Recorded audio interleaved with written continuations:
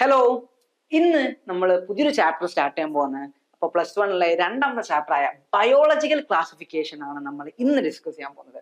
So നമുക്കറിയാം biological classification എന്ന് കേൾക്കുമ്പോൾ തന്നെ നമ്മളെ ബയോളജിക്കൽ വേൾഡിൽ കുറെ ക്ലാസിഫിക്കേഷൻ നടക്കുന്നുണ്ട്. എന്തിനാണ് മക്കൾ ഈ ക്ലാസിഫിക്കേഷൻ? നമ്മൾ ഫസ്റ്റ് ചാപ്റ്റർ ആയ ലീവിങ് വേൾഡിൽ നമ്മൾ കണ്ടു എങ്ങനെയാണ് ലീവിങ് ഓർഗാനിസത്തെ ക്ലാസിഫൈ ചെയ്തത്, അതിന്റെ ബേസിസിറ്റി എന്താണ്, എന്തൊക്കെ ഫീച്ചേഴ്സ്, എന്തൊക്കെ ക്രൈറ്റീരിയാസ് ആണ് ഉള്ളത് ലീവിങ്ങിന് എന്ന് പറയാൻ വേണ്ടിയിട്ട്. ഇതൊക്കെ നമ്മൾ കഴിഞ്ഞ ചാപ്റ്ററിൽ ഡിസ്കസ് ചെയ്താണല്ലോ. അപ്പൊ ഈ ചാപ്റ്റർ നമുക്ക് നോക്കാം.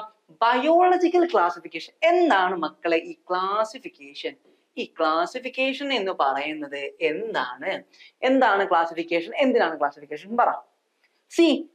ക്ലാസിഫിക്കേഷന്റെ ബേസിസിറ്റി എന്ന് പറയുമ്പോൾ എന്താണ്? ഓർഗനൈസിങ് ആണ് അല്ലേ മക്കളെ? എന്താണ്? ഓർഗനൈസിങ് ആണ്. ഓർഗനൈസിങ് ആണ്.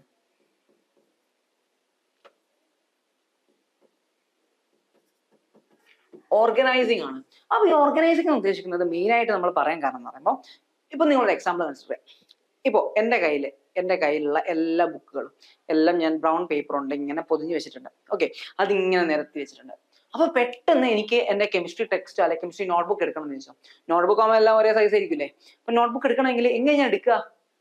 എനിക്കത് ബുദ്ധിമുട്ടാണ്. കാരണം കുറേ ബുക്കിന്റെ ഇടയിൽ നിന്ന് ഒന്ന് മാത്രം നമുക്ക് തിരഞ്ഞു കണ്ടുപിടിക്കുക എന്ന് പറയുമ്പോൾ അത് ബുദ്ധിമുട്ടുള്ള പരിപാടിയാണ്. So making more convenient, easy ആക്കാൻ വേണ്ടിയിട്ട് നമ്മൾ എന്ത് ചെയ്യും? ബയോളജിന്റെ ബുക്സ് ആണെങ്കിൽ അത് ഒരു സൈഡിൽ ഇങ്ങനെ അട്ടിക്ക് വെക്കും. ബോട്ടണിന്റെ ആണെങ്കിൽ സുവോളജിന്റെ അല്ലെങ്കിൽ വേറെ സബ്ജക്ട്സിന്റെ കെമിസ്ട്രിന്റെ ആയിക്കോട്ടെ അത് വേറെ ഒരു അട്ടിക്കായിട്ട് റോല് വെക്കും. ഇനി ഫിസിക്സ് ആയിക്കോട്ടെ വേറെ റോലായിട്ട് വെക്കും. അങ്ങനെ അറേഞ്ച് ചെയ്ത് വെച്ചാൽ നമുക്ക് ഈസിയാണ്, നമുക്ക് പഠിക്കാൻ ഈസിയാണ്, നമുക്കത് എടുത്തിട്ട് പഠിക്കാൻ ഈസിയാണ്. അതിനെക്കുറിച്ച് കൂടുതലായി ടൈം കൺസ്യൂം ചെയ്യണ്ട. നമുക്ക് ഈസിനെസ്സിന് വേണ്ടിയിട്ട് നമുക്ക് ക്ലാസിഫിക്കേഷൻ ചെയ്യാവുന്നതാണ്.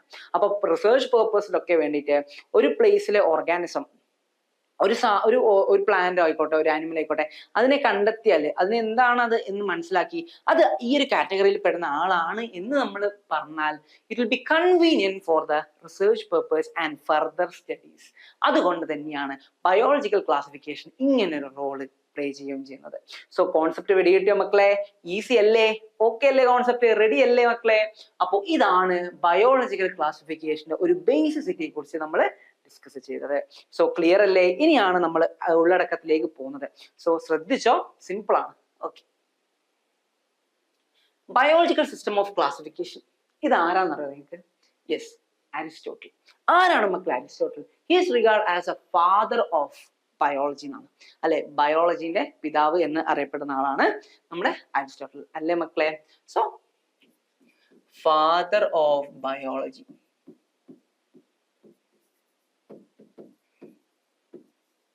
അപ്പൊ അദ്ദേഹം ഒരു ക്ലാസിഫിക്കേഷൻ ചെയ്തെന്ന് പറയുമ്പോൾ അദ്ദേഹത്തിന് എന്തുകൊണ്ടാണ് ഫാദർ ഓഫ് ബയോളജി എന്ന് പറയാൻ കാരണം? ബിക്കോസ് ക്ലാസിഫിക്കേഷൻ സിസ്റ്റത്തിന്റെ ബയോളജിക്കൽ ക്ലാസിഫിക്കേഷന് ഏറ്റവും പ്രധാനപ്പെട്ട റോള് അദ്ദേഹം വഹിച്ചിട്ടുണ്ട്. എന്താണ് അദ്ദേഹം വഹിച്ച റോള് എന്ന് നമുക്കറിയാവോ? എന്തായിരിക്കും അദ്ദേഹത്തിന്റെ റോള്? മെയിൻ ആയിട്ട് അദ്ദേഹം ഒന്നും ചെയ്യാത്തതുകൊണ്ടാണോ ഫാദർ എന്ന് അറിയപ്പെട്ടത്? അല്ല, അദ്ദേഹം ഒരു ക്ലാസിഫിക്കേഷൻ അങ്ങ് നടത്തി. അരിസ്റ്റോട്ടിൽ ഒരു ക്ലാസിഫിക്കേഷൻ നടത്തി.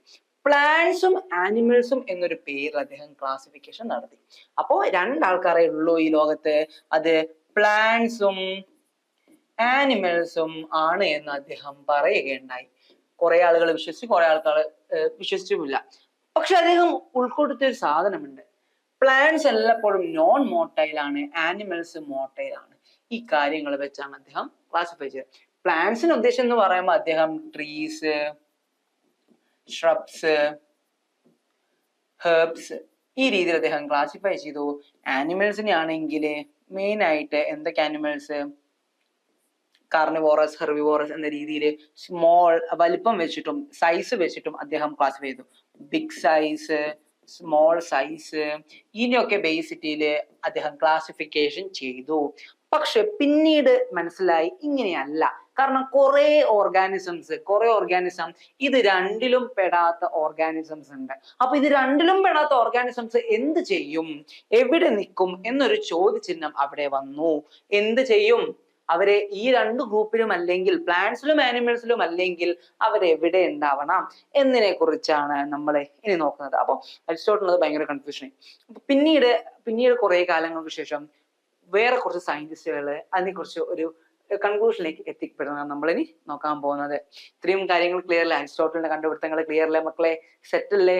ഓക്കെ, നോക്കാം.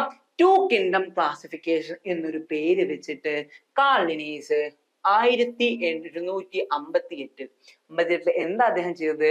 പ്ലാന്റേ അനിമേലിയ എന്ന് പറഞ്ഞ 2 കിങ്ഡം മാത്രമേ ഇവിടെയുള്ളൂ എന്നൊരു ബേസിസിൽ അദ്ദേഹം ക്ലാസിഫിക്കേഷൻ നടത്തി. അദ്ദേഹം നടത്തിയ ക്ലാസിഫിക്കേഷൻ അരിസ്റ്റോട്ടലിന്റെ ഏകദേശം സെയിം ആയിരുന്നു. പക്ഷെ ഇവിടെ ഒരു പ്രശ്നമുണ്ട്. ഇതിലൊന്നും പെടാത്ത ഇനിയും ഓർഗാനിസം ഉണ്ട്. അവരെവിടെ പ്ലേസ് ചെയ്യും എന്നുള്ള ചോദ്യം പിന്നെയും അവിടെ ചോദിക്കേണ്ടി വന്നു. സോ കാൾ ലിനീസും അങ്ങനെ തന്നെ നിൽക്കേണ്ടായി. സോ എന്താ ചെയ്യാ? ഇവിടെ നമുക്കറിയാം, ഇവിടെ മറ്റുള്ള ഓർഗാനിസം എന്തിലാണ് പെടുക എന്നൊരു കൺഫ്യൂഷൻ അവിടെ നിലനിൽക്കുന്നിടത്തോളം നമുക്ക് ഒന്നും പറയാൻ പറ്റില്ല. സോ അതുകൊണ്ട് പ്ലാന്റ്സും ആനിമൽസും മാത്രമല്ല നമ്മുടെ ഈ ബയോളജിക്കൽ വേൾഡിൽ ഉള്ളത്. So it was not true, അത് ശരിയല്ല എന്ന് മനസ്സിലാക്കി. പിന്നീട് കുറച്ച് കഴിഞ്ഞപ്പോ ഒരു ക്ലാസിഫിക്കേഷൻ നടത്തി. ആരാ നടത്തിയത് മക്കളെ? Ernest Haeckel. 1868 അദ്ദേഹം ഏണസ്റ്റ് ഹെക്കൽ എന്ന് പറഞ്ഞ സയന്റിസ്റ്റ് ഒരു ക്ലാസിഫിക്കേഷൻ നടത്തി. എന്താണ് പേര് വിളിച്ചത്? 3 kingdom classification. 3 kingdom classification. 3 kingdom classification. Okay, 3 kingdom classification. അപ്പൊ ഈ 3 കിങ്ഡം ക്ലാസിഫിക്കേഷൻ എന്താണ് അദ്ദേഹം ഉദ്ദേശിച്ചത്? ആരെയാണ് അദ്ദേഹം എക്സ്ട്രാ ആയിട്ട് ആഡ് ചെയ്തത് നോക്കാം.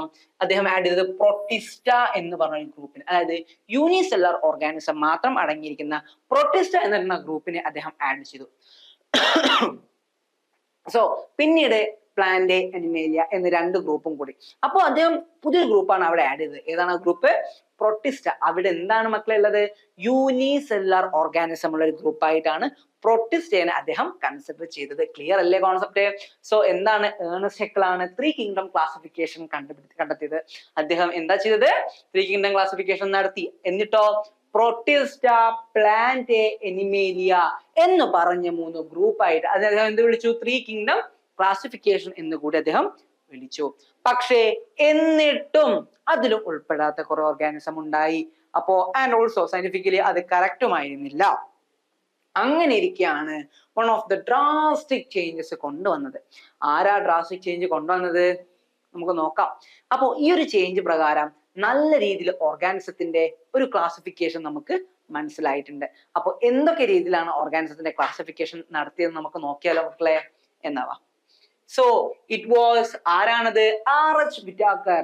R.H. വിറ്റാക്കർ എന്ന് പറഞ്ഞ സയന്റിസ്റ്റ് 1969 എന്ത് ചെയ്തു? എന്താ ചെയ്തത് അദ്ദേഹം? 5 കിങ്ഡം ക്ലാസിഫിക്കേഷൻ നടത്തി. എന്താണ്? 5 കിങ്ഡം ക്ലാസിഫിക്കേഷൻ. 5 കിങ്ഡം ക്ലാസിഫിക്കേഷൻ നടത്തി. ഇതില് അദ്ദേഹം ആരൊക്കെ ഉൾപ്പെടുത്തിയിട്ടുണ്ട് മക്കളെ? ആരൊക്കെയാണ് ഉൾപ്പെടുത്തിയത്? നമ്പർ 1, he included ആരൊക്കെയാ ഉള്ളത്? മൊണീറ, പിന്നീട് പ്രൊട്ടിസ്റ്റ, 3 ഫംഗൈ, പിന്നീട് പ്ലാന്റ്, 5 എനിമേലിയ. ഇതായിരുന്നു R.H. വിറ്റാക്കറിന്റെ 5 kingdom classification. ആരൊക്കെയാണ് മക്കളെ ഉൾപ്പെടുത്തിയിരിക്കുന്നത്? അത് Monera, Protista, fungi, plant and Animalia. ഇത് എന്തിന്റെയൊക്കെ ബേസിലാണ് അദ്ദേഹം ക്ലാസിഫൈ ചെയ്തത്? സെൽ ബോള്, അതേപോലെ തന്നെ സെല്ലിന്റെ സ്ട്രക്ചർ, ന്യൂട്രീഷൻ വൈസ്, ഫൈറ്റോജനറ്റിക് റിലേഷൻഷിപ്പ്, ഇതൊക്കെയാണ് അദ്ദേഹം അനലൈസ് ചെയ്തത്. അപ്പൊ ഇതിന്റെ ഒക്കെ ബേസിലാണ് അദ്ദേഹം 5 കിങ്ഡം ക്ലാസിഫിക്കേഷൻ ഇൻട്രൊഡ്യൂസ് ചെയ്തത്. എങ്ങനെയാണ് 5 കിങ്ഡം ക്ലാസിഫിക്കേഷൻ? ഈ രീതിയിലാണ്. എങ്ങനെയൊക്കെ? സെല്ലിന്റെ സൈസ് വെച്ചിട്ട്, അതിന്റെ ന്യൂട്രീഷൻ വെച്ചിട്ട്, സ്ട്രക്ചർ വെച്ചിട്ട്, അതിന്റെ ജനറ്റിക് റിലേഷൻഷിപ്പ് വെച്ചിട്ട്, ഫൈറ്റോജനറ്റിക് റിലേഷൻഷിപ്പ് വെച്ചിട്ട്, ഇങ്ങനത്തെ എല്ലാ കാര്യങ്ങളും വെച്ചിട്ടാണ് അദ്ദേഹം 5 കിങ്ഡം ക്ലാസിഫിക്കേഷൻ കൊണ്ടുവന്നത്. ക്ലിയർ ആയോ മക്കളെ? സോ ഇങ്ങനെയാണ് 5 കിങ്ഡം ക്ലാസിഫിക്കേഷൻ കൊണ്ടുവന്നത്. കോൺസെപ്റ്റ് ഓക്കെ അല്ലേ? സെറ്റ് അല്ലേ? കോൺസെപ്റ്റ് റെഡി അല്ലേ? ഇനി നമുക്ക് എങ്ങനെയാണ് ക്ലാസിഫിക്കേഷൻ നടത്തിയത് അതിന്റെ ബേസിറ്റിയും കാര്യങ്ങളും നോക്കിയാലോ മക്കളെ? ഓക്കെ, ശ്രദ്ധിച്ചോ. ഇതാണ് നമ്മുടെ 5 കിങ്ഡം ക്ലാസിഫിക്കേഷന്റെ മെയിൻ ആയിട്ടുള്ള ഹൈലൈറ്റ് ഫീച്ചേഴ്സ്. ശ്രദ്ധിച്ചോ. അതിൽ നമുക്ക് ആദ്യമായിട്ട് ക്യാരക്ടേഴ്സ് എന്ന് പറയുമ്പോൾ ആരൊക്കെ ക്യാരക്ടേഴ്സ് എന്തൊക്കെയുണ്ട്? എന്തിന്റെ ബേസിലാണ്? Cell type. സെല്ലിന്റെ ടൈപ്പ് വെച്ചിട്ട്. പിന്നെയോ സെൽ വോളിൻ്റെത്, സെൽ വോള്. പിന്നെയോ nuclear membrane, body organisation, mode of nutrition. ഇതൊക്കെ ബേസ് ചെയ്തിട്ടാണ് അദ്ദേഹം ക്ലാസിഫിക്കേഷൻ നടത്തുന്നത്. ക്ലിയർ അല്ലേ? ശ്രദ്ധിച്ചോ, ഇവിടെ ശ്രദ്ധിച്ചോ. ഓരോരോ എന്താ പറയാ കിങ്ഡത്തെ അദ്ദേഹം ഇങ്ങനെ ക്ലാസിഫൈ ചെയ്തിട്ടുണ്ട്. അതായത് Monera, protista, fungi, Plantae and Animalia. നോക്കാം ഇതിനൊക്കെ എന്തൊക്കെയാണ് അദ്ദേഹം അതിന്റെ കണ്ടെത്തല് എന്തൊക്കെയാണ് നമുക്കൊന്ന് ശ്രദ്ധിച്ചു നോക്കിക്കോട്ടോ. അപ്പോ സെൽ ടൈപ്പിലെ മൊണിറ എന്താണ് മക്കളെ? പ്രോകാരിയോട്ടിക് ആണ്. Monera is the prokaryotic. Prokaryotic വന്ന ആകെ ഉള്ളത് ആരാണ്? മൊണിറ. മൊണിറ കിങ്ഡം മൊണിറയിൽ മാത്രമാണ് പ്രൊട്ടിസ്റ്റുകൾ ഉണ്ടാവുന്നുള്ളൂ.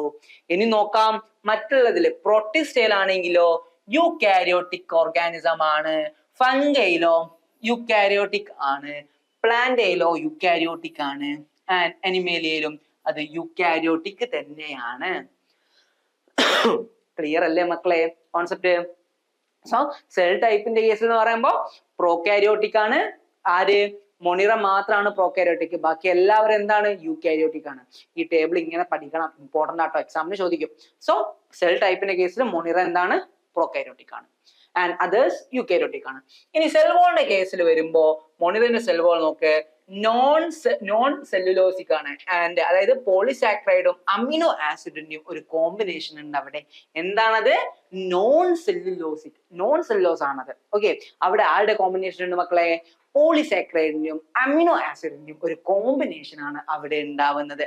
സോ ശ്രദ്ധിച്ചോ, സെൽ വോൾ ആരുടെ കേസിലാണ് പറഞ്ഞത്? മൊണിറിന്റെ കേസില്. ഇനി മൊണിറ കഴിഞ്ഞിട്ട് അടുത്ത ആരുള്ളത് മക്കളെ? പ്രോട്ടിസ്റ്റ് അല്ലേ? അപ്പൊ പ്രോട്ടിസ്റ്റിന്റെ കേസിൽ എന്താ നമ്മൾ പറയേണ്ടത്? Some present in some. എന്ത്? സെൽ വാള് കുറച്ചെണ്ണത്തില് പ്രസന്റ് ആണ്. സെൽ വാള് കുറച്ചെണ്ണത്തില് പ്രസന്റുമാണ്. അതേപോലെ സെൽ വാള് ഫംഗൈന്റെ കേസിൽ പറയുകയാണെങ്കിലാണോ അത് പ്രസന്റ് ആണ്, പക്ഷേ സെല്ലുലോസ് അവിടെ ഇല്ല. അവിടെ എന്തില്ല? സെല്ലുലോസ് ഇല്ല. അത് ആരിലാണ് സെല്ലുലോസ് ഇല്ലാത്തത് എന്ന് പറയുമ്പോൾ നമുക്ക് പറയാം ഫംഗൈൽ ഇല്ലാണ്. അതേപോലെ സമ്മില്, അതായത് സെൽ വോൾ ആരിലാണ് പ്രസന്റ്?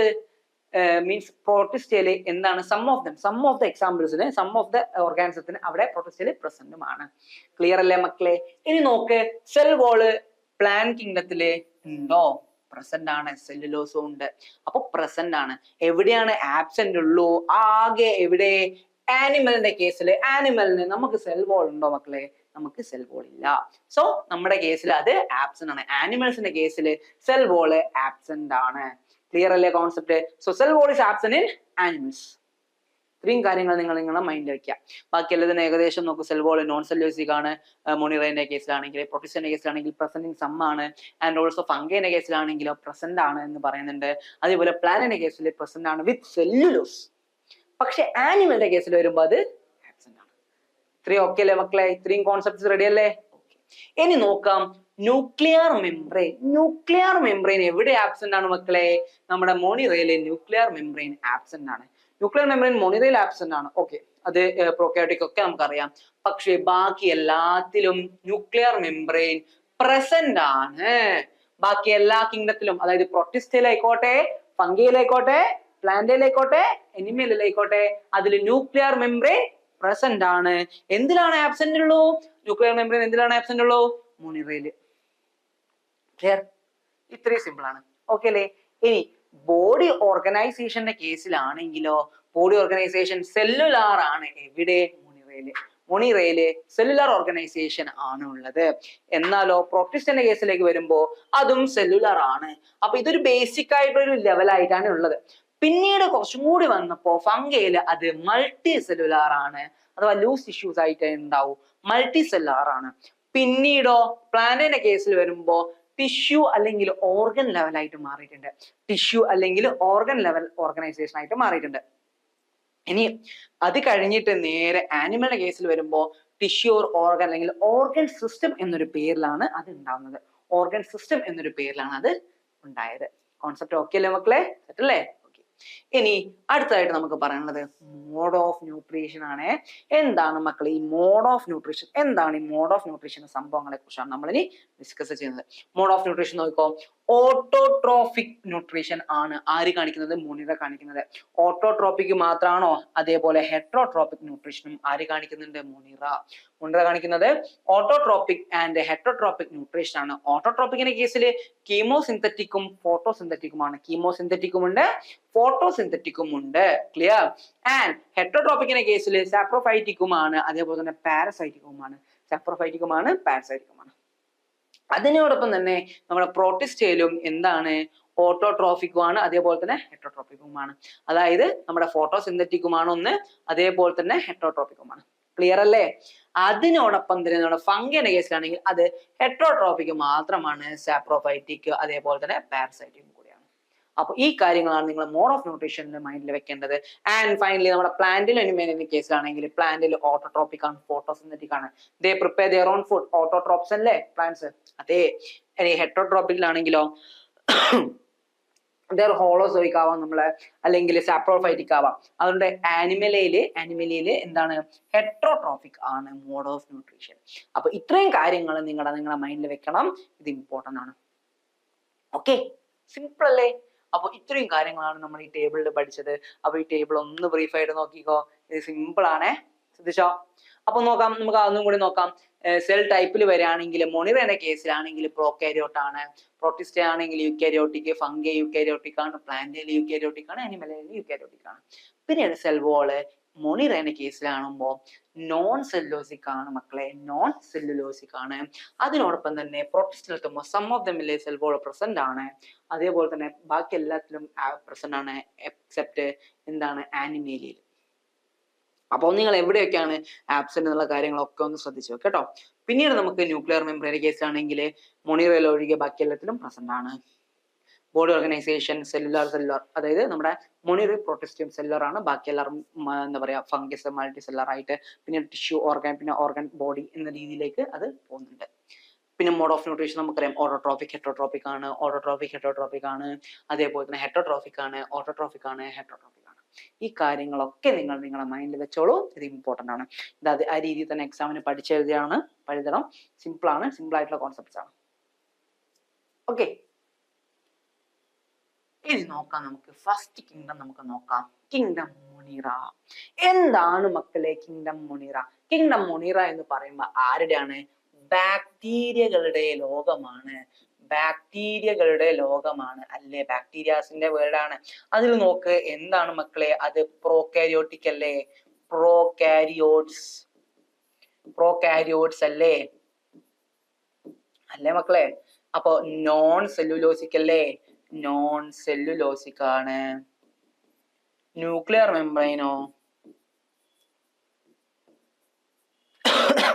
ആബ്സെന്റും അല്ലേ?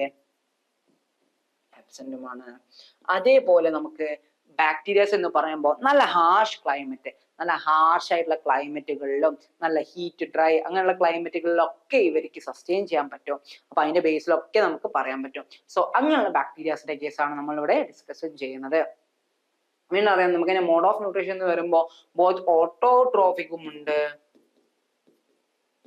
അതേപോലെ തന്നെ ഹെട്രോട്രോഫിക് ന്യൂട്രീഷനും ഉണ്ട്. അപ്പൊ ഓട്ടോട്രോഫിക് ന്യൂട്രീഷനും ഹെട്രോട്രോഫിക് ന്യൂട്രീഷനും അതിന്റെ കേസുകളിൽ നമുക്ക് പറയാം. നമുക്ക് bacteria members of kingdom Monera ആണ് അല്ലേ മക്കളെ? അപ്പൊ ഇത്രയും കാര്യങ്ങളാണ്, ഇത്രയും ഫീച്ചേഴ്സ് ആണ് നമുക്ക് മോണിറയുടെ കേസിൽ നമ്മൾ ഡിസ്കസ് ചെയ്തത്. ഇനി ഈ ബാക്ടീരിയക്ക് പല ഷേപ്പും ഉണ്ടായാൽ നമുക്ക് പഠിക്കാനുണ്ട്, അതൊക്കെ ഇമ്പോർട്ടന്റ് ആണ്. അപ്പൊ ഇത്രയും കാര്യങ്ങൾ നിങ്ങളുടെ മൈൻഡിൽ വെച്ചോ. അതേപോലെ തന്നെ ഹാർഷ് ക്ലൈമറ്റ്,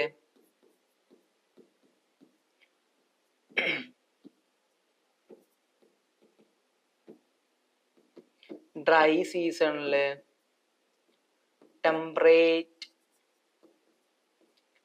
ടെമ്പറേച്ചറിന്റെ ഡിഫറൻസിൽ ഒക്കെ ലീവ് ചെയ്യുന്ന ബാക്ടീരിയസ് ഉണ്ട്. ഇതൊക്കെയാണ് നമ്മുടെ മോണിറയിൽ നമുക്ക് പറയാനുള്ളത്. I hope the concept of Monera is clear for you. മോണിറയുടെ കോൺസെപ്റ്റിനും കുറിച്ച് ഒരു ഐഡിയ കിട്ടിയാലോ മക്കളെ? നമുക്ക് ഏകദേശം ഒരു പോയിന്റ്സ് ഒക്കെ സെറ്റ് അല്ലേ, റെഡി അല്ലേ? ഇനി നോക്കാം, നമുക്ക് അതിന്റെ ഷേപ്പുകൾ നോക്കണം. Bacteria are grouped under 4 categories based on their shape. അതിനെ ഷേപ്പ് ബേസ് ചെയ്തിട്ട് കുറച്ച് കാറ്റഗറി ആയിട്ട് അതിനെ ഡിവൈഡ് ചെയ്തിട്ടുണ്ട് മക്കളെ. അപ്പൊ നോക്ക് എന്തൊക്കെയാണ് ബാക്ടീരിയന്റെ ഷേപ്പുകള്, shapes of bacteria.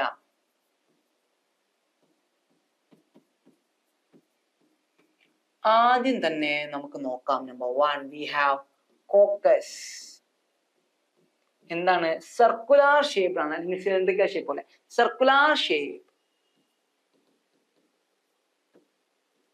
Round shape എന്ന് പറയാം നമുക്ക്. അങ്ങനെ ഷേപ്പുള്ള ബാക്ടീരിയകളെ, റൗണ്ട് ആയിട്ടുള്ള ഷേപ്പുള്ള ബാക്ടീരിയകളെ നമ്മൾ എന്ത് വിളിക്കും മക്കളെ?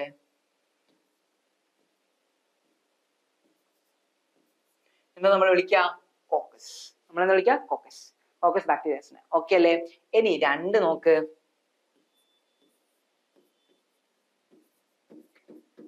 ബാസിലസ്. അതിന് എങ്ങനെയാണ് നമ്മൾ വിളിക്കുക? ഒരു സിലിണ്ടറിക്കൽ പോലെ ഉണ്ടോ, ബാസിലെ പോലെ ഈ ഒരു സ്ട്രക്ചറിലാണ് അത് ഉണ്ടാവുക.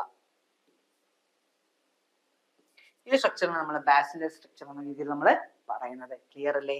ഇനി നോക്ക് വിബ്രിയോ.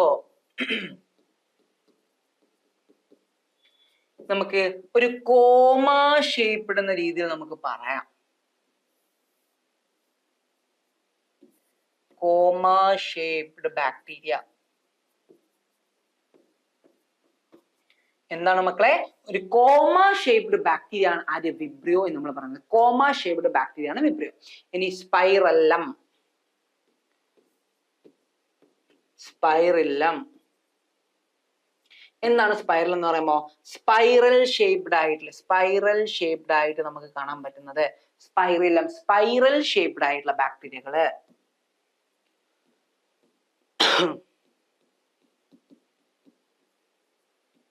സ്പൈറൽ ഷേപ്പ് ആയിട്ടുള്ള ബാക്ടീരിയകളാണ് സ്പൈറലത്തെ കുറിച്ച് നമ്മൾ പറയുന്നത്.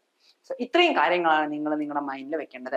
So bacteria are grouped under 4 categories based on their shape: coccus, bacillus, vibrium, spirillum etcetera. അപ്പൊ ഇത്രയും കാര്യങ്ങൾ നിങ്ങൾ പഠിച്ചു വെക്കണം. അത് ഇത്രയും ഇമ്പോർട്ടന്റ് ആണ് കേട്ടോ. സോ കോൺസെപ്റ്റ് ഏകദേശം കിട്ടിയല്ലോ മക്കളെ? പിടികിട്ടിയല്ലോ? സെറ്റ് അല്ലേ? കോൺസെപ്റ്റ് റെഡി അല്ലേ? ഓക്കെ അല്ലേ? ഇനി നോക്ക്, കിങ്ഡം മൊണിറയിൽ തന്നെ അതിന്റെ എന്താ പറയാ, ക്ലൈമറ്റിനോടനുസരിച്ച് ജീവിക്കുന്ന ബാക്ടീരിയസിനെ നമുക്കൊന്ന് ക്ലാസിഫൈ ചെയ്യണം. First one we have archaebacteria. എന്താണ് ഈ മക്കളെ ആർക്കി ബാക്ടീരിയ എന്ന് പറയുമ്പോൾ? അതായത് നല്ല ടെമ്പറേറ്റ് സോണിൽ നിൽക്കുന്നവരാണ്. ഹൈ ടെമ്പറേച്ചറിൽ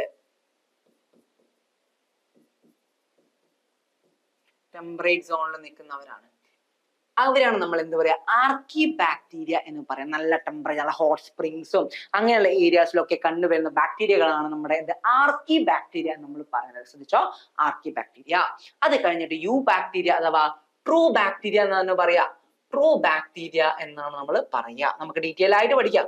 ട്രൂ ബാക്ടീരിയ നമ്മൾ പറയും. മൈക്കോപ്ലാസം എന്ന് പറയുമ്പോൾ എന്താണ്? Other organism, other small organism ആണ്, സ്മോളസ്റ്റ് ഓർഗാനിസം ആണ്. ഓർഗാനിസംസ് ഒക്കെ അതിൽ പെടും മൈക്കോപ്ലാസത്തില്.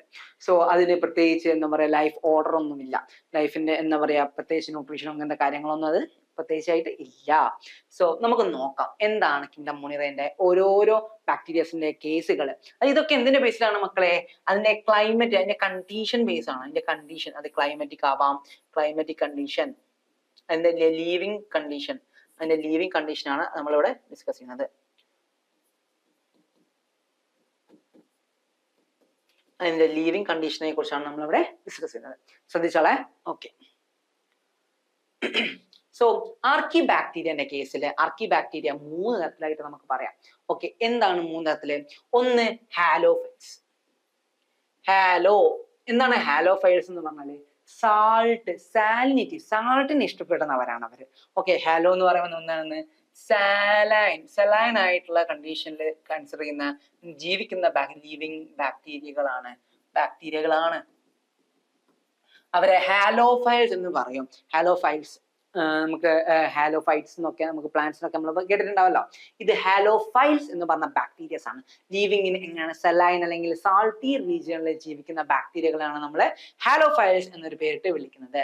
ഇനിയോ തെർമോ അസിഡോഫൈൽസ്. തെർമോ അസിഡോഫൈൽസ് എന്ന് പറയുമ്പോൾ എന്താണ്? Thermo acido. അപ്പൊ നല്ല ചൂടുള്ള കണ്ടീഷൻ, ഭയങ്കര ഹാർഷ് ആയിട്ടുള്ള harsh condition, harsh climate condition, climate ആണ് നമ്മൾക്ക് പറയാം. ഹാർഷ് ക്ലൈമറ്റ് ആണ്, നല്ല ടെമ്പറേച്ചർ ഉണ്ടാവും അവിടെ. അപ്പോ ഇങ്ങനെയുള്ള കാര്യങ്ങളൊക്കെ നമുക്ക് തെർമോ അസിഡോഫൈൽസിന്റെ കേസിൽ നമുക്ക് പറഞ്ഞുകൂടെ മക്കളെ? പറയാൻ പറ്റുമല്ലോ? സെറ്റ് അല്ലേ? ഓക്കെ അല്ലേ? ഇനി ശ്രദ്ധിച്ചോ, നമുക്ക് ഇനി അടുത്തതായിട്ട് മെത്തനോജൻസ് എന്താണ്? മീഥേൻ. മീഥെയിൻ റിലീസ് ചെയ്യുന്നുണ്ട്. they release methane. അത് നമുക്ക് ഗ്യാസ് ആയിട്ട് ഉപയോഗിക്കുന്ന രീതിയിലൊക്കെ നമുക്ക് പറയാം. മെത്തനോജൻസ് they release എന്താണ് methane ruminant of gut, ഗട്ടിന്റെ ruminants of gut എന്ന് നമ്മൾ പറയൂലേ, അതായത് നമ്മുടെ അങ്ങനത്തെ ആനിമൽസിന്റെ ഒക്കെ ഗട്ട്സിൽ, കൗ അങ്ങനത്തെ ആനിമൽസിന്റെ ഗട്ട്സിൽ ഒക്കെ നമ്മൾ കണ്ടുവരുന്ന ഒരു തരത്തിലുള്ള ഒരു കണ്ടീഷനുള്ള ബാക്ടീരിയ ആണിത്. So methanogens mainly methane releasing ആണ് അവ കേട്ടോ. അപ്പോൾ ഇങ്ങനെയുള്ള കാര്യങ്ങൾ നിങ്ങളെ മൈൻഡിൽ വെച്ചാൽ മതി. സിമ്പിൾ ആയിട്ടുള്ള ടോപ്പിക്കാണ് നമ്മൾ ആർക്കി ബാക്ടീരിയനെ കുറിച്ചുള്ളത്. അപ്പോൾ ആർക്കി ബാക്ടീരിയനെ കുറിച്ച് ഏകദേശം ഒരു ഐഡിയ കിട്ടിയല്ലോ മക്കളെ. സോ അത്രയും സിമ്പിൾ ആണ് ആർക്കി ബാക്ടീരിയ. സോ ആർക്കി ബാക്ടീരിയന്റെ കാര്യങ്ങളാണ് നമ്മൾ ഡിസ്കസ് ചെയ്ത്. എന്തൊക്കെയാണ് നമുക്ക് ഒന്നും കൂടി ഒന്ന് ഡിസ്കസ് ചെയ്യാം. ആർക്കി ബാക്ടീരിയ എന്ന് പറയുമ്പോ 3 ഉണ്ട്. അതിലൊന്നാണ് എന്ത് മക്കളെ, ഹാലോഫൈൽസ്. 2 എന്താണ്, തെർമോ അസിഡോഫൈൽസ്. പിന്നീടോ മെത്തനോജൻസ് ആണ്. ഓക്കെ, അപ്പൊ ഈ 3 ആളുകൾ, അതിന്റെ കണ്ടീഷൻ നിങ്ങൾ നിങ്ങളുടെ മൈൻഡിൽ വെച്ചോ. അത് ഇമ്പോർട്ടന്റ് ആണ്. അത് പഠിച്ചു വെച്ചോ. സാറ് പറയുമ്പോൾ നോട്ട് ഡൗൺ ചെയ്യണം കേട്ടോ, ഇമ്പോർട്ടന്റ് ആണ്. സോ ഇത്രയും കാര്യങ്ങൾ ഓക്കെ അല്ലേ മക്കളെ? സെറ്റ് അല്ലേ? റെഡി അല്ലേ? നോക്കാം. ആർക്കി ബാക്ടീരിയന്റെ കേസിൽ നമുക്ക് പറയുകയാണെങ്കിൽ ഹാർഷ് ഹാബിറ്റേറ്റ്സ് ഉണ്ടാവും, സെൽ വോൾ ഉണ്ടാവും, മെത്തനോജൻസ് ആയിട്ട് നമുക്ക് പറയാം. സോ ഹാർഷ് ഹാബിറ്റ് എന്ന് പറയുന്നത് മെയിൻ ആയിട്ട് നമ്മൾ നേരത്തെ ഡിസ്കസ് ചെയ്തല്ലോ. ഹാർഷ് ഹാബിറ്റ്സ് എന്ന് ഉദ്ദേശിക്കുന്നത് മെയിൻ നമ്മൾ ഉദ്ദേശിച്ചല്ലോ, ഒന്ന് ടെമ്പറേച്ചർ, നല്ല ടെമ്പറേച്ചർ ഉള്ള സ്ഥലങ്ങളിലേക്കാണ് ജീവിക്കുക, ടെമ്പറേച്ചർ മാറ്റർ ആണ്. പിന്നെയോ എന്താണ്, സാലിനിറ്റി, കോൾഡ്, ഈ ഒരു കണ്ടീഷനിലൊക്കെ ജീവിക്കുന്ന ബാക്ടീരിയാസ് ഉണ്ട് ആർക്കി ബാക്ടീരിയാസിന്റെ കേസിൽ. പിന്നെയോ സെൽ വോൾ പ്രസന്റ് ആണ്. സെൽ വോൾ ഉള്ളത് കൊണ്ട് തന്നെ അതിനെങ്ങനെയാണ് നോൺ സെല്യൂസിക് ആയിട്ടുള്ള സെൽ വോൾ ഒക്കെയാണ്. അപ്പോൾ നമുക്കത് അങ്ങനെ ഈ രീതിയിൽ നമുക്ക് പറയാൻ പറ്റുള്ളൂ. സോ എന്താ പറയുക, അത്യാവശ്യം എന്താ പറയുക, സസ്റ്റൈനബിൾ ആണ്, അതിന് ജീവിക്കാൻ പറ്റും. ആൻഡ് ഓൾസോ മെത്തനോജൻസ് എന്ന് പറഞ്ഞ ബാക്ടീരിയ മീഥെയിൻ റിലീസ് ചെയ്യുന്നുണ്ട്. മീഥെയിൻ ഗ്യാസും അവര് റിലീസ് ചെയ്യുന്നുണ്ട്. മീഥെയിൻ ഗ്യാസും അവര് റിലീസ് ചെയ്യുന്നുണ്ട്. അപ്പൊ ഇത്രയും കാര്യങ്ങൾ നിങ്ങളെ മൈൻഡിൽ വെച്ചോ. ഇതാണ് നമ്മുടെ ആർക്കി ബാക്ടീരിയന്റെ കേസ്. ആർക്കി ബാക്ടീരിയന്റെ കേസിനെ കുറിച്ചാണ് നമ്മൾ ഇവിടെ ഡിസ്കസ് ചെയ്തത്. അപ്പോ കോൺസെപ്റ്റ് ഓക്കെ അല്ലേ മക്കളെ? ആർക്കി ബാക്ടീരിയന്റെ കേസ് ഓക്കെ അല്ലേ? റെഡി അല്ലേ? ഓക്കെ, ഇനി നോക്കാം നമുക്ക് യു ബാക്ടീരിയ അല്ലെങ്കിൽ ട്രൂ ബാക്ടീരിയ. ഇവിടെ നിങ്ങൾ ശ്രദ്ധിക്കണം. യു ബാക്ടീരിയ അല്ലെങ്കിൽ ട്രൂ ബാക്ടീരിയന്റെ കേസിൽ നമ്മൾ പറയുമ്പോ ഇവരെ എന്താണ് മക്കളെ? ബാക്ടീരിയ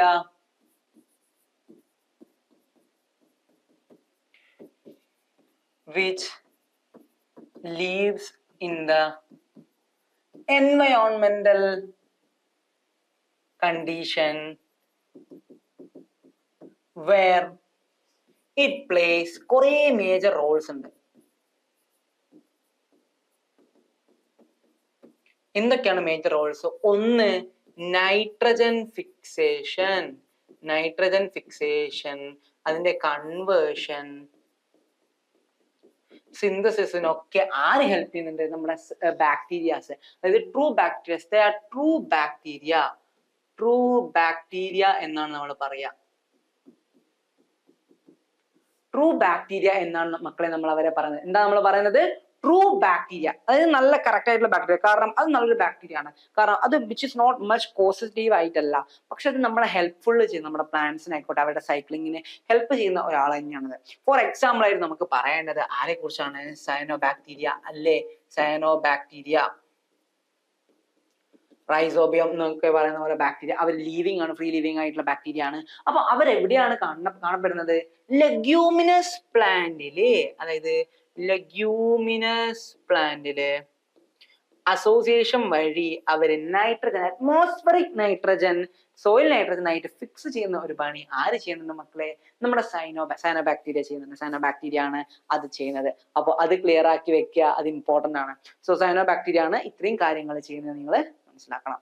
സോ ക്ലിയർ അല്ലേ മക്കളെ സയനോബാക്ടീരിയന്റെ കേസിൽ? ഓക്കെ, അപ്പൊ ഈ ഒരു കാര്യം നിങ്ങളെ മൈൻഡിൽ വെക്കുക. എന്നെ ശ്രദ്ധിച്ചോ. അതേപോലെ തന്നെ യു ബാക്ടീരിയന്റെ എന്താണ്? ട്രൂ ബാക്ടീരിയ നമ്മൾ പറയുന്നുണ്ട്. ട്രൂ ബാക്ടീരിയ എന്ന് പറയുമ്പോൾ അതിന്റെ ബാക്ടീരിയന്റെ എല്ലാ ക്യാരക്ടറിസ്റ്റിക്കും കാണിക്കുന്നുണ്ട്. മച്ച് ഹാർംഫുൾ അല്ല, നോട്ട് മച്ച് ഹാർംഫുൾ. അത്ര വലിയ ഹാംഫുൾ ആയിട്ടുള്ള ആളുകളൊന്നും അല്ല ഇവന്മാര്. സോ അത്രയും പോയിന്റ്സ് നിങ്ങൾ നിങ്ങളുടെ മൈൻഡിൽ വെച്ചോ, ഇമ്പോർട്ടന്റ് ആണ് യു ബാക്ടീരിയ. ഓക്കെ അല്ലേ? ഇതാണ് യു ബാക്ടീരിയന്റെ ഒരു നമുക്കൊരു ക്ലാസിഫിക്കേഷൻ എന്ന് പറയാം. അതിന് എന്താണ് സെൽ വോൾ ഉണ്ട്. ആൻഡ് ഓൾസോ ഇതിൽ നമുക്ക് അറിയാം ഒരു കോമ്പിനേഷൻ ഉണ്ട് ഇവിടെ, ഹെട്രോസിസ്റ്റ് എന്ന് പറഞ്ഞ ഒരു കണ്ടീഷൻ ഉണ്ട്. ഇതിന്റെ ഒരു സ്ട്രക്ചറിൽ നമ്മൾ നോക്കുമ്പോൾ അതിന് എന്തുണ്ട് മക്കളെ, ഒരു മ്യൂസിലീജിനസ് ഷീത്ത് ഉണ്ട്. എന്താ ഉള്ളത്? മ്യൂസിലീജിനസ് ഷീത്ത് ഉണ്ട്, ഒരു മ്യൂസിലീജിനസ് ഷീത്ത്.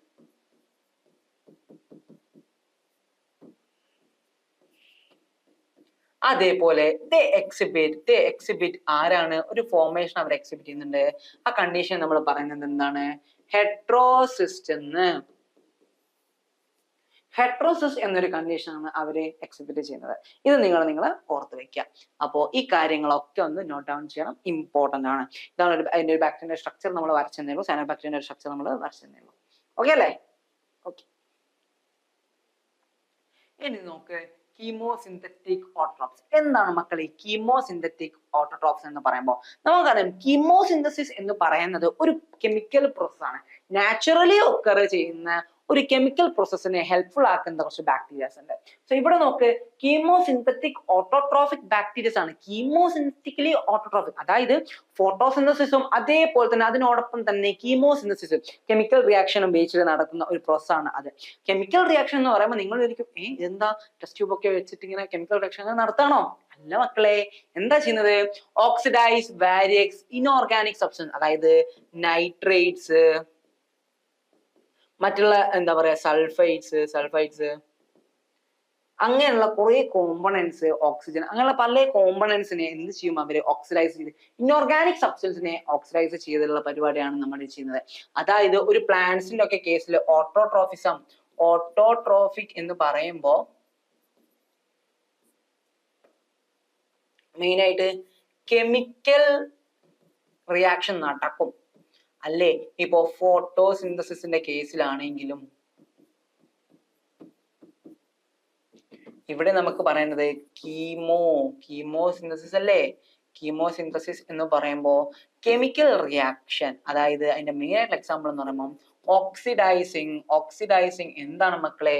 ഇൻഓർഗാനിക് കോമ്പൗണ്ട്സ്, ഇൻഓർഗാനിക് ആയിട്ടുള്ള കോമ്പൗണ്ട്സിനെ ഓക്സിഡൈസ് ചെയ്യുന്ന ആളുകൾ ആണ് ആര്? Chemo autotrophic bacterias. എന്താണ് നമ്മൾ വിളിക്കുന്നത്? Chemo autotrophic bacterias. നമ്മൾ വിളിക്കുന്ന പേരെന്താണ് മക്കളെ? കീമോ ഓട്ടോട്രോഫിക് ബാക്ടീരിയാസ് എന്നൊരു പേരാണ് നമ്മൾ അവരെ വിളിക്കുന്നത്. സോ കോൺസെപ്റ്റ് ഓക്കെ അല്ലേ? കോൺസെപ്റ്റ് ക്ലിയർ അല്ലേ മക്കളെ? സെറ്റ് അല്ലേ കോൺസെപ്റ്റ്? ഓക്കെ അല്ലേ? ഓക്കെ. സോ ഇതാണ് chemosynthetic autotrophic bacteria. I hope the concept is clear for you. Clear അല്ലേ മക്കളെ? റെഡി അല്ലേ? ഇനി നോക്കാം, ഇനി നമുക്ക് ഹെട്രോട്രോഫിക് ബാക്ടീരിയ നോക്കാം. സിമിലർലി ഹെട്രോട്രോഫിക് ബാക്ടീരിയ എന്ന് പറയുമ്പോൾ എന്താണ്?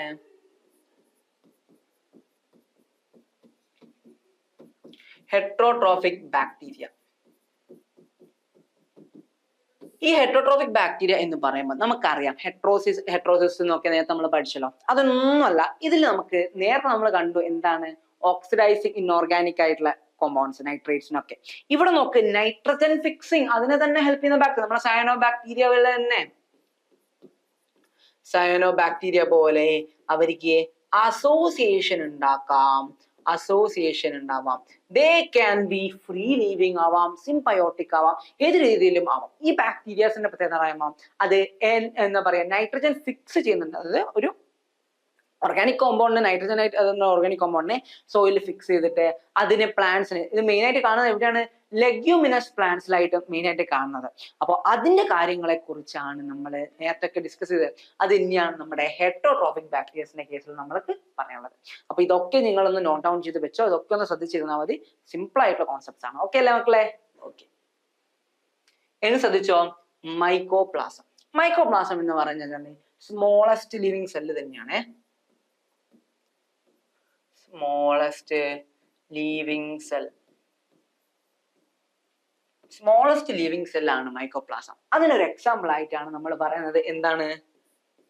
PPLO പ്ലൂറോന്യൂമോണിയ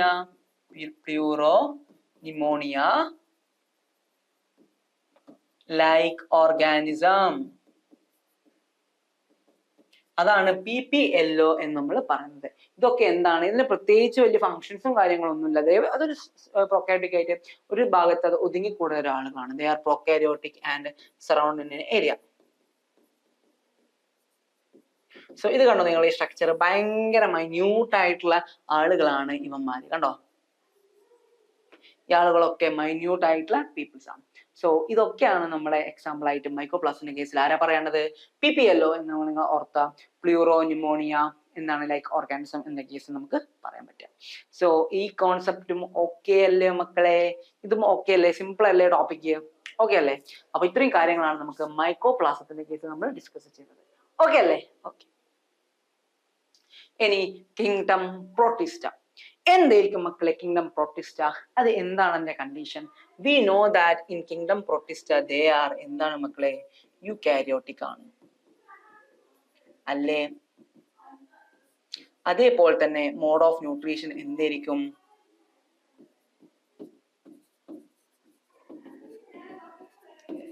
ഹെട്രോട്രോഫിക്കും അതേപോലെ തന്നെ ഫ്യൂ ആർ ഓട്ടോട്രോഫിക്കും കൂടിയല്ലേ?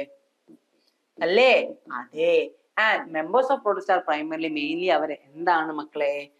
അക്വാറ്റിക് ആണ്. അക്വാറ്റിക് ബിഹേവിയർ കാണിക്കുന്ന ആളാണ്, അഥവാ മെറൈനും കൂടിയാണ്. മെറൈനിൽ നമുക്ക് മെയിൻ ആയിട്ട് അവരെ കാണാനും പറ്റുന്നുണ്ട്. സിമ്പിൾ അല്ലേ? ആൻഡ് അവരിലെ കുറച്ച് ആളുകളായിട്ട് നമുക്കൊന്ന് ക്ലാസിഫൈ ചെയ്താലോ മക്കളെ? അവര് നമുക്ക് ഒരു 5 ആളുകളായിട്ട് നമുക്ക് ക്ലാസിഫൈ ചെയ്യാം. Number 1 we have chrysophytes. Chrysophytes ഉണ്ട് നമുക്ക്. അതേപോലെ തന്നെ ഡൈനോഫ്ലജലേറ്റ്സ് ഉണ്ട്. അതിനോടൊപ്പം തന്നെ നമുക്ക് എന്തുണ്ട്? യൂഗ്ലിനോയിഡ്സ് ഉണ്ട്. അതേപോലെ സ്ലൈം മൗൾഡ് ഉണ്ട്. ആൻഡ് പ്രോട്ടോസോവൻസ് ഉണ്ട് നമുക്ക്. അപ്പൊ ഇത്രയും കാര്യങ്ങളാണ് നമുക്ക് കിങ്ഡം പ്രോട്ടിസ്റ്റ എന്ന കേസിൽ നമുക്ക് പറയാനുള്ളത്. സിമ്പിൾ ആണ് കിങ്ഡം പ്രോട്ടിസ്റ്റ. അതിന്റെ എന്താ പറയുക സെൽ ടൈപ്പോ അതിന്റെ ടൈപ്പ് ഒന്നും നമുക്ക് അനലൈസ് ചെയ്യേണ്ട ആവശ്യമൊന്നുമില്ല. അതൊക്കെ നമുക്ക് അറിയുന്നതാണ്. നമുക്കത് ഇനി എന്തൊക്കെയാണ് അതിനെ പഠിക്കേണ്ടത് മക്കളെ? അതിന്റെ ആ ഡിഫറെന്റ് ടൈപ്സിലെ ആളുകളെ കുറിച്ച്. അപ്പൊ നമുക്കൊന്ന് ജസ്റ്റ് ഒന്ന് അവരെ പരിചയപ്പെട്ടിട്ട് നമുക്ക് ബാക്കി പാട്ടിലേക്ക് പോവാം. സോ നിങ്ങൾ റെഡിയല്ലേ മക്കളെ? റെഡിയല്ലേ? ഈസിയാണ് കോൺസെപ്റ്റ്സ്. അപ്പൊ നോക്കാം. ക്രിസ്റ്റോഫൈറ്റ്സ് എന്താണ് ഇതിനെ മെയിൻ ആയിട്ട് നമുക്ക് പറയേണ്ടത്? അവരാണ് എന്ത്? ഇത് നമ്മൾ പറഞ്ഞു, എവിടെയാണ് കാണപ്പെടുന്നത് മക്കളെ? അക്വാറ്റിക്കിലാണ്. അക്വാറ്റിക് ആയിട്ടാണ് മെയിൻലി അവരെ കാണിക്കുന്നത്. അക്വാറ്റിക്സിലാണ് മെയിൻ ആയിട്ട്, വെള്ളത്തിലാണ് അവരെ കാണുന്നത്. അപ്പൊ ഇതെന്തെന്ന് പറയുമ്പോ സിൽക്ക ഇല്ലേ, നമ്മുടെ സിൽക്കയുടെ ഡെപ്പോസിറ്റ്സ് ഉണ്ടാവും. ഓർഗാനിസംസ് ഇപ്പൊ എന്താ പറയുക ഡീകമ്പോസ് ചെയ്യുന്ന കണ്ടീഷൻ ആണെങ്കിലോ അല്ലെങ്കിൽ വേറെ ഓർഗാനിസം ഇങ്ങനെ മരിച്ചിട്ട് ഡീകമ്പോസ് ആവുന്ന ടൈമിലോ സോയിലില് അഥവാ സോയിൽ ബെഡില്, നമ്മുടെ ഓഷ്യൻസിന്റെ അല്ലെങ്കിൽ റിവേഴ്സിനൊക്കെ ബെഡ്സിൽ ഇതിന്റെ സിൽക്ക ഡെപ്പോസിറ്റ്സ് ഇങ്ങനെ അടങ്ങി വെക്കും.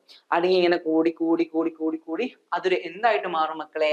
ഒരു ഡയറ്റമീഷ്യസ് എർത്ത് എന്നൊരു പേരിൽ അത് അറിയപ്പെടും. അതായത് ഡയാറ്റംസ് പ്രൊഡ്യൂസ് ചെയ്യുന്ന ആളുകളാണിവ. ഡയാറ്റംസിന്റെ ചീഫ് പ്രൊഡ്യൂസേഴ്സ് ആണ്. അപ്പം ഈ എന്താ പറയാ ഡയാറ്റമേഷ്യസ് എർത്ത് എന്ന് പറയാം. ഡയാറ്റമേഷ്യസ് എർത്ത് എന്ന് പറയുമ്പോ എന്താണ്? ഇങ്ങനെ കൂമ്പാരമായിട്ടുണ്ടാവും. ഇങ്ങനെ കൂമ്പാരം പോലെ ഇങ്ങനെ ആയിട്ടുണ്ടാവും. സിലിക്കൺ ഡെപ്പോസിറ്റ്സ് ഇങ്ങനെ ഉണ്ടാവും. അതിന്റെ മുകളിലൊക്കെ സിലിക്ക ഡെപ്പോസിറ്റ്സ് ഉണ്ടാവും. അപ്പോ ഇതൊക്കെ എന്തിനാണ്? പോളിഷിങ്ങിന് യൂസ് ചെയ്യാം. അതേപോലെ തന്നെ മെയിൻലി എന്താണ് ഫിൽട്രേഷൻ ഒക്കെ ആയിട്ട് യൂസ് ചെയ്യാം. Painting, filtration, polishing,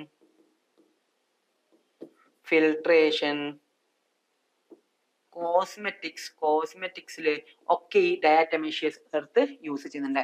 diatoms are the chief producers. ആരാണ് മക്കളെ അതിന്റെ ചീഫ് പ്രൊഡ്യൂസേഴ്സ് എന്ന് പറയുന്നത്? ഡയാറ്റമേഷ്യസ്. അപ്പോൾ ഇത്രയും കാര്യങ്ങൾ നിങ്ങൾ ഓർത്ത് വെക്കണം. ഇത് ഇമ്പോർട്ടന്റ് ആണ്. അപ്പൊ നമ്മൾ പ്രോട്ടിസ്റ്റയിൽ ആദ്യത്തെ ഒരാളാണ് പരിചയപ്പെട്ടത്. അതാണ് ക്രൈസോഫൈറ്റ്സിനെ നമ്മൾ ഡിസ്കസ് ചെയ്തു. അതിൽ നമുക്ക് മെയിൻ ആയിട്ട് അറിയപ്പെടേണ്ടത് എന്താണ്? ഡയാറ്റംസിനെ കുറിച്ചാണ്. ക്ലിയർലി ഡയാറ്റംസ് ആണ്. അവർ ഓവർലാപ്പ് ചെയ്ത് ഒരുമിച്ചിട്ട് ഇങ്ങനെ ഓവർലാപ്പ് ചെയ്ത് ഇങ്ങനെ പോയിട്ട് ഒരു എർത്ത് പോലെ ഡയാറ്റമേഷ്യസ് ആയിട്ടുള്ള ഒരു ബെഡ് പോലെ ആയിട്ടാണ് മാറിയത്. അതിന് നമ്മൾ എന്ത് വിളിക്കുന്നു? ഡയാറ്റമേഷ്യസ് എർത്ത് എന്ന രീതിയിൽ നമ്മൾ വിളിക്കുന്നു. അതിന്റെ പുറമെ ഫുള്ള് സിലിക്ക ഡെപ്പോസിറ്റ്സ് ആണ്. അതുകൊണ്ട് അതിന് മെയിൻ ആയിട്ട് അത് യൂസ് ചെയ്യുന്നത് പോളിഷിങ്ങിനായിട്ട് യൂസ് ചെയ്യുന്നുണ്ട്, ഫിൽട്രേഷന് വേണ്ടി യൂസ് ചെയ്യുന്നുണ്ട്, പല ക്രീംസും കോസ്മെറ്റിക്സിനും ഒക്കെ വേണ്ടിയിട്ട് അത് യൂസ് ചെയ്യുന്നുണ്ട്. അപ്പോൾ ഇതൊക്കെയാണ് എന്ത് നമ്മുടെ പ്രൊട്ടിസ്റ്റേന്റെ ആദ്യത്തെ ക്ലാസിഫിക്കേഷൻ നമ്മൾ ഡിസ്കസ് ചെയ്യുന്നത്. So okay, I hope the concept is clear for you. Okay അല്ലേ മക്കളെ? ഇനി നോക്കാം ഡൈനോഫ്ലജലൈറ്റ്സ്. ഡൈനോഫ്ലജലൈറ്റ്സിൽ നമുക്ക് മെയിൻ ആയിട്ട് പറയണം, അവർക്ക് ഫ്ലജല്ലാസ് ഉണ്ടല്ലോ. അവർക്ക് മെയിൻ ആയിട്ട് നമുക്ക് ഫ്ലജല്ലാസ് കാണപ്പെടും, ഫ്ലജല്ലാസ് ഉണ്ട്. ആൻഡ് ഓൾസോ അവര് പല കളറിൽ, ഇൻ ഡിഫറെന്റ് കളേഴ്സ്, ഡിഫറെന്റ് ആയിട്ടുള്ള രീതിയിൽ ഡിഫറെന്റ് എന്താ പറയാ കളറേഷൻസ് ഉണ്ടാവും അതിന്റെ ബേസിൽ. നിങ്ങൾക്ക് കാണും ഒരു റിവർ ഏരിയാസിലൊക്കെ എന്താണ് അതിന്റെ ടൈഡിന്റെ കളർ ഇടയ്ക്ക് റെഡ് ആയിട്ട് കണ്ടിട്ടുണ്ടോ നിങ്ങള്? ഇടയ്ക്കൊക്കെ നിങ്ങൾ പിക്ചറായിട്ട് ഭയങ്കര അത്ഭുതം എന്നൊക്കെ പറഞ്ഞ് നിങ്ങൾ കണ്ടിട്ടുണ്ടാവും. അപ്പൊ അതെന്താണ്? അതാണ് നമ്മുടെ ഡൈനോഫ്ലജലേറ്റ്സ്. അത് പ്രൊട്ടിസ്റ്റുകളാണ്. ആൻഡ് അതിന്റെ മെയിൻ ആയിട്ടുള്ള ആളാണ്, ഒരു എക്സാമ്പിൾ ആയിട്ട് നമുക്ക് ആരെ പറയാൻ മക്കളെ? ഗൈനോലെക്സിനെ നമുക്ക് പറയാം. അതായത് red ഡൈനോഫ്ലജലേറ്റ്സ്, red ഡൈനോഫ്ലജലേറ്റ്സ്, they are not much poisonous. അതങ്ങനെ പോയിസണസ് ആയിട്ടൊന്നുമല്ല, പക്ഷെ they are പോസിറ്റീവ് തന്നെയാണ്. അത് പ്രശ്നങ്ങൾ ഉണ്ടാക്കും, ഇല്ലാന്നൊന്നും നമുക്ക് പറയാൻ പറ്റില്ല. അവർ പ്രശ്നങ്ങളൊക്കെ സൃഷ്ടിക്കുന്ന ആളുകൾ തന്നെയാണ്. അങ്ങനെ നമുക്ക് അല്ല എന്നൊന്നും നമുക്ക് അങ്ങനെ മറിച്ച് പറയാനൊന്നും നമുക്ക് സാധിക്കില്ല കേട്ടോ. ആൻഡ് ഓൾസോ അത് അവരുടെ അക്വാറ്റിക് ആനിമൽസിനെ നശിപ്പിക്കാനുള്ള ടെൻഡൻസി ഒക്കെ ഉണ്ട്. അത് എന്താ പറയാ, even though they are protected, they also play some of the harmful role അവർ വഹിക്കുന്നുണ്ട്. ആൻഡ് നിങ്ങൾ മെയിൻ ആയിട്ട് പഠിക്കേണ്ടത് ഇതിൽ റെഡ് ഡൈനോഫ്ലജലേറ്റ്സ് ആണ്. അതായത് ഗോനോലെക്സിനെ കുറിച്ച് നിങ്ങൾക്ക് അറിയണം. പിന്നെ റെഡ് ടൈഡ് ഓഫൻലി caused by them. Okay, red ടൈഡ്സിനെ കുറിച്ചാണ് നിങ്ങൾ മെയിൻ പഠിക്കേണ്ടത്. അപ്പൊ റെഡ് ടൈഡ്സ് എന്ന് പറയുമ്പോൾ പ്രൊട്ടക്റ്റ് ആയിട്ടുള്ള ഇവന്മാരാണ്, ഡൈനോഫ്ലജലേറ്റ്സ് കാരണമാണ് അതിന് ഉണ്ടാകുന്നത്, ഇങ്ങനെ റെഡ് ടൈഡ്സ് ഒക്കെ ഉണ്ടാവാനുള്ള കാരണം. സോ കോൺസെപ്റ്റ് ക്ലിയർ അല്ലേ മക്കളെ? ഓക്കെ അല്ലേ? ഓക്കെ. ഇനി അടുത്തായിട്ട് നിങ്ങൾക്ക് അതിന്റെ സ്ട്രക്ചർ ഞാൻ കാണിച്ചു തരാം, ശ്രദ്ധിച്ചോ. ഞാൻ ഗോനോലെക്സ് എന്ന് പറയുമ്പോൾ ഡൈനോഫ്ലജലേറ്റ്, ദിസ് ഡൈനോഫ്ലജലേറ്റ്സ് എന്താണ് റെസ്പോൺസിബിൾ ഫോർ എന്താണ്? Red tide. സാറ് പറഞ്ഞ പോലെ പോയിസൺ ആണ്, പക്ഷെ ഭയങ്കര ഹാർംഫുൾ നമുക്ക് പറയാം. പക്ഷെ അക്വാറ്റിക് ആനിമൽസ് ഒക്കെ മരിച്ചു പോകുന്ന ഒരു കണ്ടീഷൻ തന്നെയാണ്. റെഡ് എന്താണ്? റെഡ് ടൈഡിന് കാരണക്കാരാണ് ഇവന്മാര്. നോക്കി, ഇവർക്കൊരു പ്രത്യേകത എന്ന് പറയുന്നത് ഡൈനോഫ്ലജലേറ്റ്സ് ഉണ്ട്. മൂവ് വിത്ത് ഫ്ലജെല്ലം.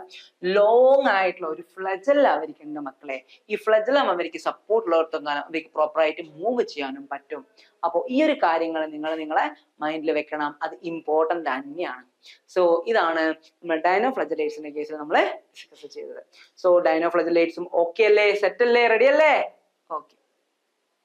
ഇനി നോക്കാം നമുക്ക് യൂഗ്ലിനോയിഡ്സ്. എന്താണ് യൂഗ്ലിനോയിഡ്സ് എന്ന് നമുക്ക് അറിയണം മക്കളെ. യൂഗ്ലിനോയിഡ്സ് സിമ്പിൾ ആയിട്ടുള്ള ആളുകളാണ്.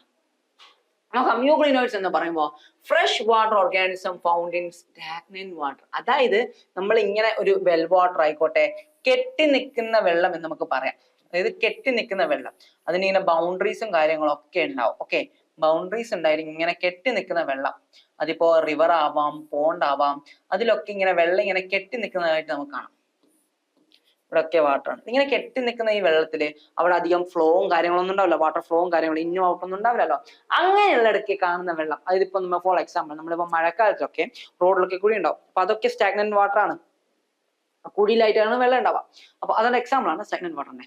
അപ്പൊ ഫ്രഷ് വാട്ടർ ഓർഗാനിസം, അങ്ങനെ സ്റ്റാഗ്നന്റ് വാട്ടറിൽ കാണുന്ന ഓർഗാനിസത്തിനാണ് നമ്മൾ എന്ത് പറയുന്നത് മക്കളെ? നമ്മൾ യൂഗ്ലിനോയിഡ്സ് എന്ന് പറയുന്നത്.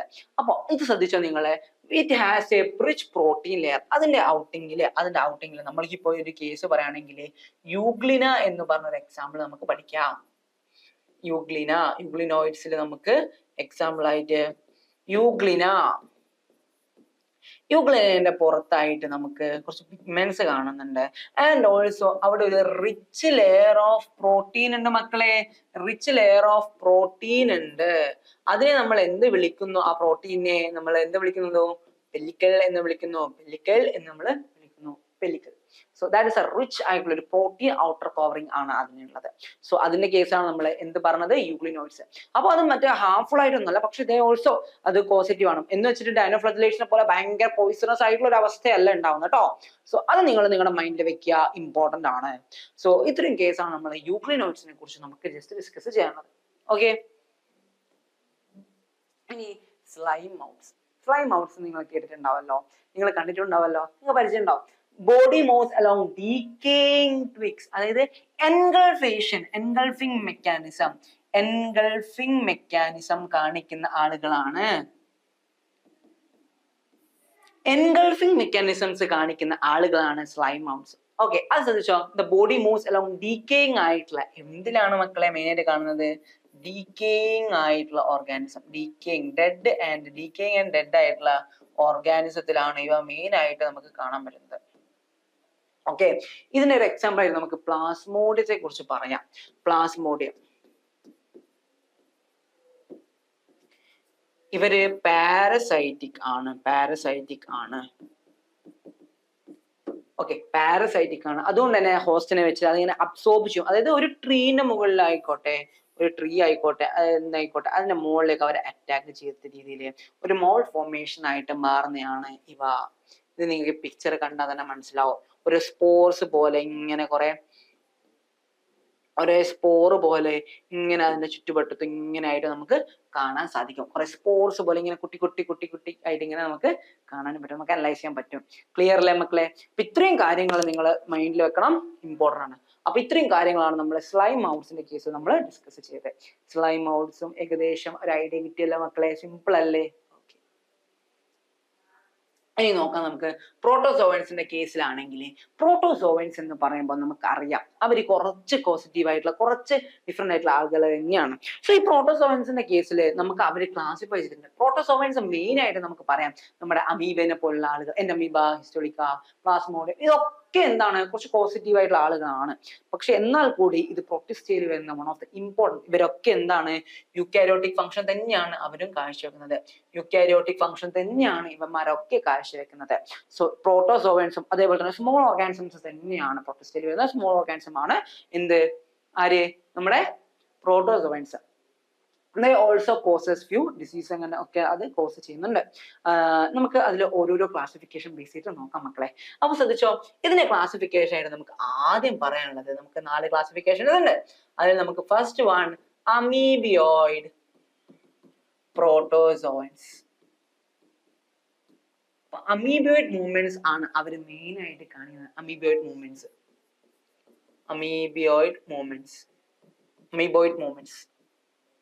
they possess amoeboid movements. അതായത് അമീബേനെ പോലെ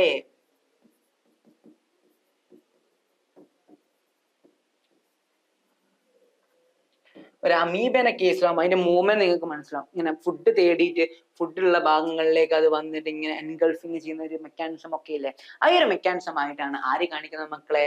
നമ്മുടെ amoeboid protozoans. For example we have Entamoeba are parasites.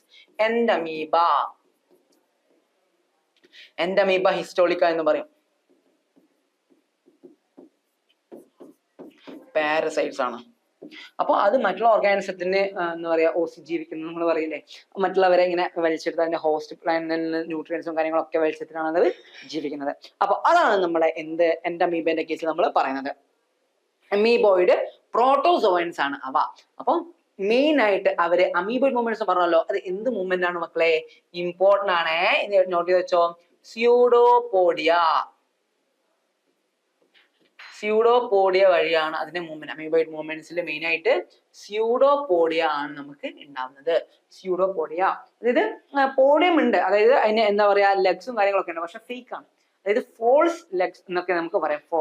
False ആയിട്ടുള്ള ലെഗ്സ് എന്നുള്ള കേസിൽ നമുക്ക് പറയാം. മെയിൻ ആയിട്ട് എൻഗൾഫിംഗ് ആയിട്ടുള്ള ഒരു രീതി തന്നെയാണ് നമുക്ക് അമീബോയിഡ് പ്രോട്ടോസോവന്റെ കേസിൽ നമുക്ക് ഡിസ്കസ് ചെയ്യാനുള്ളത്. രണ്ടാമതായിട്ട് നമുക്ക് ഫ്ലജലേറ്റഡ് പ്രോട്ടോസോവൻ. മക്കളെ, ഫ്ലജലേറ്റ് എന്ന് പറയുമ്പോൾ പ്രസൻസ് ഓഫ് ഫ്ലജല്ല ഉണ്ടാവും. അപ്പോ ഫ്ലജല്ല ഉണ്ടാവുന്നതുകൊണ്ട് തന്നെ അതിന്റെ മൂവ്മെന്റിനും അത് പൊസസ് ചെയ്യും. മൂവ്മെന്റിനെ ഹെൽപ്പ് ചെയ്യുന്ന ആളുകൾ തന്നെയാണ് ഫ്ലജല്ല. അപ്പൊ ഫ്ലജല്ല ഇമ്പോർട്ടന്റ് അല്ലേ? ഫ്ലജലേറ്റഡ് ആയിട്ടുള്ള ആളുകൾ ഇമ്പോർട്ടന്റ് അല്ലേ? ഇതാണ് ഫ്ലജലേറ്റഡ് പ്രോട്ടോസോവൻസ്. അതിന്റെ എക്സാമ്പിൾ ആണ് ട്രിപ്നോസോമ എന്ന് നമ്മൾ പറയുന്നത്. സ്ലീപ്പിംഗ് സിക്നസ് എന്നൊക്കെ കേസിൽ നമുക്ക് പറയല്ലേ, ട്രിപ്നോസോമ. It causes sleeping sickness. അപ്പം അറ്റാച്ച്ഡ് ആയിട്ടുള്ള ഒരു ഫ്ലജലം ഉള്ളത് കൊണ്ടാണ് ആ രീതിയിലാണ് അതിന്റെ മൂവ്മെന്റ് അത് പൊസസ് ചെയ്യുന്നത്. സോ ഇത്രയും കാര്യങ്ങളാണ് നമ്മൾ ഈ 2 പ്രോട്ടോസോവനെ കുറിച്ച് നമ്മൾ ഡിസ്കസ് ചെയ്യുന്നത്. അപ്പൊ നമ്മൾ അമീബോയിഡ് പ്രോട്ടോസോവനെ കുറിച്ച് നമ്മൾ പഠിച്ചു, അതേപോലെ തന്നെ ഫ്ലജലേറ്റഡ് ആയിട്ടുള്ള പ്രോട്ടോസോവനെ കുറിച്ച് നമ്മൾ പഠിച്ചു. ക്ലിയർ അല്ലേ മക്കളെ? കോൺസെപ്റ്റ് ഓക്കെ അല്ലേ? ഓക്കെ. ഇനി ശ്രദ്ധിച്ചോ, നമ്മുടെ അടുത്ത ആളാണ് സീലിയേറ്റഡ് പ്രോട്ടോസോവൻ. ഈ സീലിയേറ്റഡ് പ്രോട്ടോസോൺസില് സീലിയ പ്രസൻസ് ആണ്. സീലിയ പ്രസന്റ് ആണ്. നമ്മളെ പാരമീസിയം പോലെ റീജനറേറ്റീവ് കപ്പാസിറ്റി ഉള്ള പാരമീസിയം പോലെ അവര് സീലിയ ഉപയോഗിച്ചിട്ടാണ് അതിന്റെ മൂവ്മെന്റ് അവർ പ്രൊസസ് ചെയ്യുന്നത്. സോ അതാണ് സീലിയേറ്റഡ് ആയിട്ടുള്ള മൂവ്മെന്റ്സ്. സ്മോൾ ആയിട്ടുള്ള ഹെയർസ്. സീലിയ എന്ന് പറഞ്ഞാൽ മനസ്സിലായിട്ടുണ്ടോ നമുക്ക്? ഇങ്ങനെ സ്മോൾ ഹെയർസ് ഉണ്ടാവും. കുട്ടി ഹെയർസ് ഉണ്ടാവും. അപ്പൊ അത് വെച്ചിട്ടാണ് അതിന്റെ മൂവ്മെന്റ് അവര് പ്രൊസസ് ചെയ്യുന്നത്. സോ അതും സീലിയേറ്റഡ് മൂവ്മെന്റ്സ് എന്ന് നമുക്ക് പറയാൻ പറ്റും.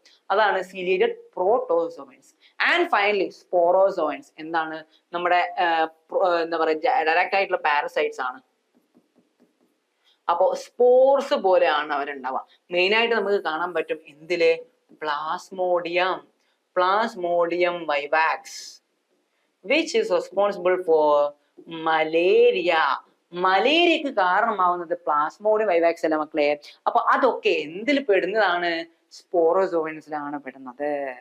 സോ ഇത്രയും കാര്യങ്ങളാണ് നമ്മൾ സീലിയേറ്റഡും അതേപോലെ തന്നെ സ്പോറോസോവൻസിലും നമ്മൾ ഡിസ്കസ് ചെയ്തത്.